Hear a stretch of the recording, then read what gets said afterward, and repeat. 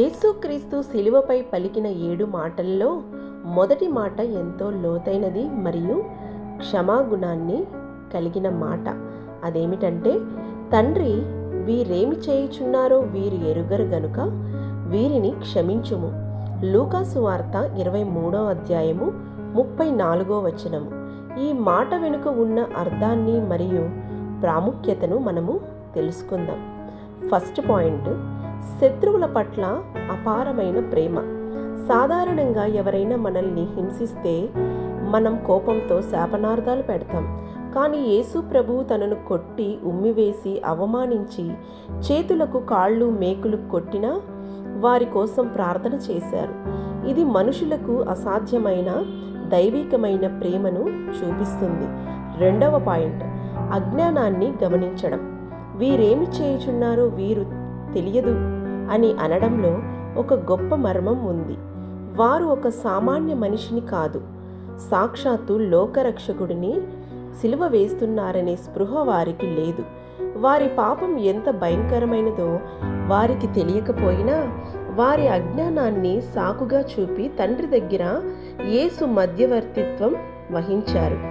మూడవ పాయింట్, ప్రవచనం నెరవేర్పు. యెషయా గ్రంథం 53వ అధ్యాయం 12వ వచనం.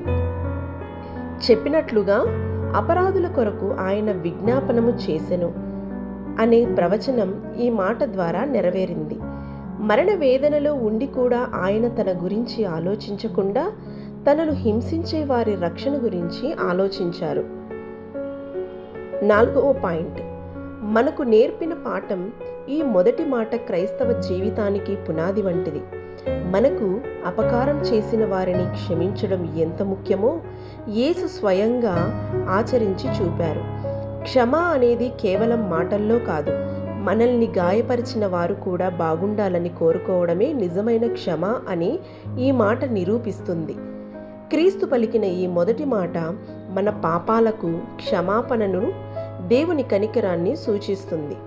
మనం కూడా ఇతరుల తప్పులను క్షమించి ప్రేమతో మెలిగినప్పుడే ఈ మాట యొక్క నిజమైన ఉద్దేశం అని మన జీవితాల్లో నెరవేరుతుంది.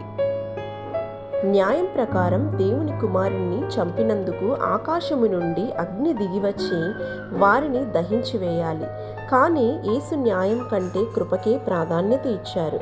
శాపానికి బదులు ఆశీర్వాదాన్ని ఇచ్చారు. ఈ మొదటి మాట కేవలం ఆ రోజు అక్కడ ఉన్న రోమా సైనికుల కోసమే కాదు, నేడు పాపం చేస్తున్న ప్రతి మనిషి కోసం ఆయన తండ్రిని వేడుకుంటున్న విజ్ఞాపన. మన పాపాల నిమిత్తమే ఆయన గాయపరచబడ్డారు కాబట్టి ఆ క్షమాపణలో మనకు కూడా భాగం ఉంది. నమ్ముతున్నారా? విశ్వసిస్తున్నారా? ఆయన చేసిన త్యాగాన్ని బట్టి మనము కూడా గుర్తుంచుకొని ఇతరులను క్షమించడం నేర్చుకుందాం. ఆయన బాటలో మనము కూడా నడుద్దాం. God bless you. Thank you all.